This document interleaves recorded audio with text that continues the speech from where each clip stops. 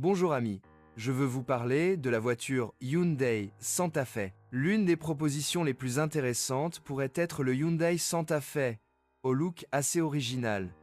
Une voiture appréciée des utilisateurs avec un grand choix de moteurs et un prix raisonnable. Les unités à moteur diesel, marquées CRDI, peuvent être divisées en deux groupes, qui présentent des différences de conception fondamentales. Dès le début, un moteur diesel de 250 à 155 chevaux de la famille D a été proposé. Il s'agit d'une conception de la tristement célèbre société italienne VM, qui a cette fois préparé un très bon moteur.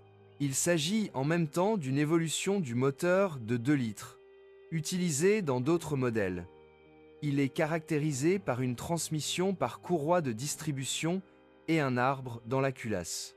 En 2009, un tout nouveau moteur 2,2 CRDI de la famille R a été introduit dans l'offre. Il s'agit d'une conception indépendante de Hyundai, générant 197 chevaux et jusqu'à 422 Nm de couple. Couple qui donne un coup de pied puissant. Il dispose de 2 arbres à cames entraînés par chaîne et répond à la norme Euro 5. Le moteur de la série D avait également un filtre à particules, mais beaucoup plus simple. Il convient toutefois de noter que même dans le moteur le plus récent, cela ne pose pas de problème majeur. Entre-temps, un moteur 2 CRDI a été proposé, disponible dans les voitures restylées, 7, à dire à partir de l'année modèle 2010. La puissance de 150 chevaux était plus ou moins équivalente à celle offerte par le moteur diesel 2,2 plus gros. Mais il s'agit déjà d'une conception de la famille R. Hyundai a offert à ses clients un choix de carburant en proposant également des moteurs à essence. Il s'agit d'unités de 2, 4, 2, 7, 3, 3 et 3, 5L, mais dans la pratique, il est difficile d'en trouver d'autres que 2, 7. Il s'agit d'un moteur 6 cylindres en V que l'on retrouvait également dans les plus petits Tucson et Kia Sportage 2.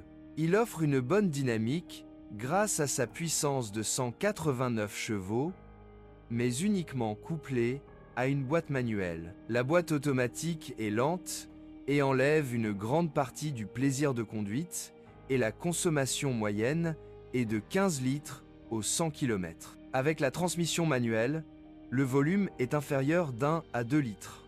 Ce à quoi vous devez faire attention lors de l'achat d'essence, c'est le système de transmission. Bien que la transmission intégrale ait été proposée en option, de nombreux clients ne l'ont pas choisi. Cependant, parmi les voitures diesel, seulement 3 sont des versions à traction avant. Achat et exploitation, le véhicule doit être inspecté dans un atelier avec un contrôle minutieux de l'ensemble du châssis, pour plusieurs raisons. Le premier est le système d'entraînement.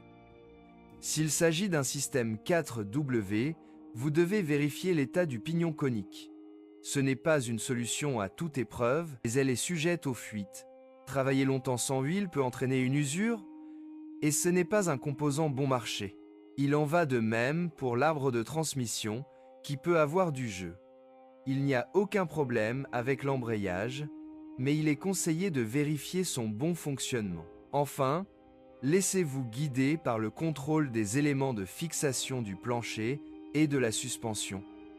Des bosses et des abrasions importantes indiqueront une utilisation hors route. Si la situation était très intense, il se peut que l'embrayage multidisque est surchauffé. Vérifiez si le capot du moteur est toujours là. Recherchez également la corrosion, qui n'est pas un gros problème, mais qui se produit parfois sur les modèles antérieurs au lifting.